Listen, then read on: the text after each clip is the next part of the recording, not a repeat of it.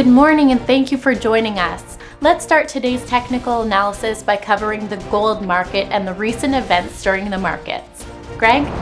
The price of gold has added 2.3% in the last session. The ultimate oscillator is strengthening and is now giving an overbought signal. The euro-dollar pair has added 0.9% in the last session. The Williams indicator plunged into the oversold zone. The sterling-dollar pair has fallen 0.8% in the last session. The ADX is sinking into the negative area.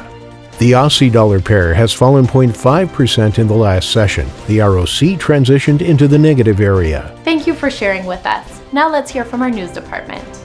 Shares on Wall Street closed sharply lower, sliding from all-time peaks on the first trading day of the year, as risk appetite ebbed amid upcoming runoff elections in Georgia and the persistent surge in coronavirus cases.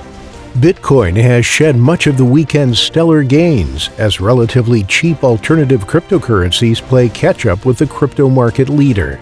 The joint venture of Amazon.com Inc., Berkshire Hathaway Inc., and JP Morgan Chase & Company will cease to exist at the end of February, 3 years after the companies came together, hoping to bring down escalating healthcare costs. Thank you, and now let's go through today's major economic events. The German retail sales will be released at 500 GMT, the Swiss CPI at 530 GMT, the German unemployment rate at 655 GMT, the Eurozone's M3 money supply at 800 GMT, the U.S. ISM manufacturing PMI at 1300 GMT, and the U.S. API weekly crude oil stock at 1930 GMT.